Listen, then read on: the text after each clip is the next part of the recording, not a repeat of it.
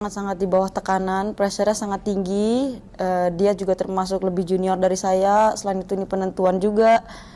Karena mungkin rasa ingin membuktikan kami itu besar ya. Jadi rasa tegangnya juga begitu besar gitu.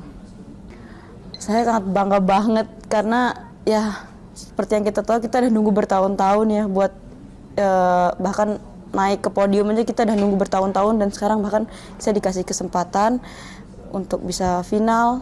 Ya, Ya, kembali bersama kami di Prime Time News. Mbak Yuni, harapannya kita bisa mengawinkan gelar tim Uber dan Thomas bisa dikawinkan pada tahun ini. Sementara kita unggul 2-0 melawan Taiwan. Apakah memang PBSI memberikan beban nih kepada tim Thomas kita untuk bisa juara? Karena kan mempertahankan itu lebih susah dibandingkan untuk merebut gelar. Bagaimana Mbak Yuni?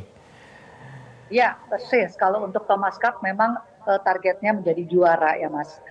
Itu tidak mudah ya. Tapi kalau punya hitung-hitungan yang cermat, kita punya peluang memang untuk menjadi juara gitu ya. Dan sekarang sudah unggul 2-0. Ini justru sangat baik penampilan hari ini karena melawan Taipei ini sebenarnya Taipei yang menjadi kuda hitam di turnamen ini ya.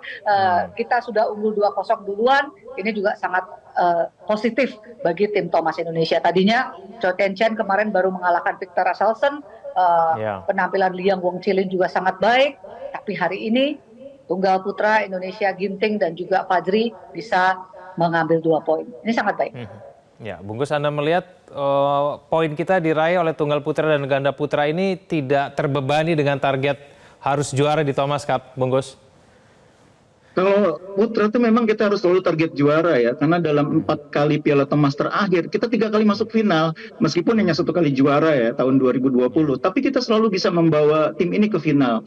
Artinya memang cukup konsisten pemain putra kita. Nah cuma memang itu di persoalannya hari ini pertandingannya memang menjadi tidak mudah karena rekor pertemuan ini memang di 2 game pertama kita unggul ya, tapi game ketiga, keempat, kelima itu kita rekor pertemuannya kalah semua, termasuk Jojo yang sekarang sedang main, termasuk nanti Chico yang main di tunggal terakhir. Karena itu memang 2 tunggal pertama dan ganda putra pertama itu wajib menang. Dan sebetulnya agak sedikit menegangkan di Fajri ya, karena Fajri ini kalau lihat pertemuan terakhir lawan pasangan Thailand itu sempat kalah dan agak mengkhawatirkan. Tapi hari ini mereka bermain cukup baik untuk bisa memastikan skor 2-0. Jadi kalau sekarang Jojo bisa memastikan kemenangan, kita akan lolos ya. Memang Jojo rekor pertemuannya head to head-nya kalah, tapi Jojo di Piala Thomas kali ini lagi on fire, 4-0, semua lawan dia kalahkan, termasuk Laksi ASEAN ya.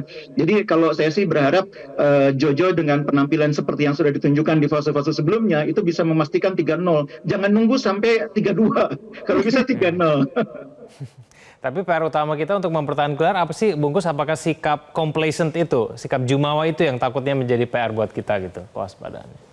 Mungkin bukan sikap jumawa ya, kadang-kadang dalam bulu tangkis ya, kalau pertandingan bergu itu kadang-kadang yang menjadi penentu pairing gitu ya, tiba-tiba kita ketemu lawannya siapa. Kan kalau di bulu tangkis itu kita boleh pemain nomor 1 dunia, tapi kita kalau lawan yang ini kita sering kalah gitu. Kita boleh ganda nomor 1 dunia, tapi lawan pasangan ini kita nggak selalu menang, lebih banyak kalahnya.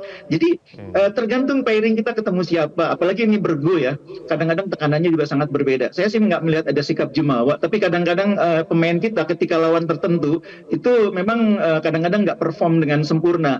Termasuk kadang-kadang mengejutkan ketika bertemu dengan lawan-lawan yang mungkin di luar ekspektasi, kayak tahun sebelumnya waktu kita kalah dari India itu kan benar-benar ngagetin semua orang. Di atas kertas kita kan lawan India selama ini selalu unggul gitu ya. Ternyata lawan India kalah. Nah kali ini saya pikir pemain-pemain kita sudah sudah lewat dari fase itu. Kita sudah pernah tahu bagaimana India bisa bikin kejutan. Sekarang China Taipei bisa masuk semifinal pun mengejutkan menurut saya, karena ada nama-nama besar seperti Denmark gitu ya, dan Denmark bisa dikalahkan justru oleh China Taipei.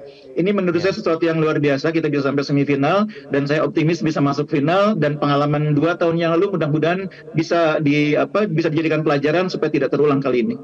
Ya, pesan dari PBSI ketika melawan Chinese Taipei apa sih Mbak Yuni untuk tim Thomas kita ini?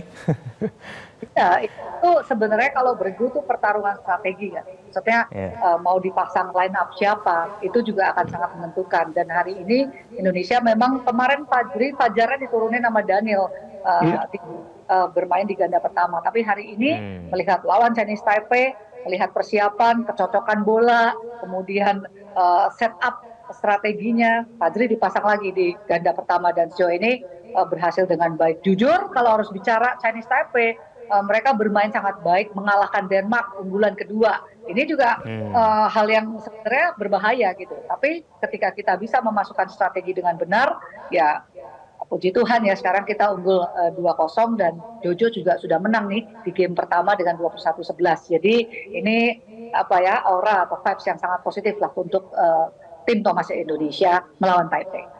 Oke, kita tunggu kemenangan Jojo. Semoga kemudian kita bisa masuk final supaya bisa gelar dikawinkan. Terima kasih Mbak Yuni, terima kasih Bungkus sudah bergabung bersama kami di Prime Time News. Selamat malam semuanya.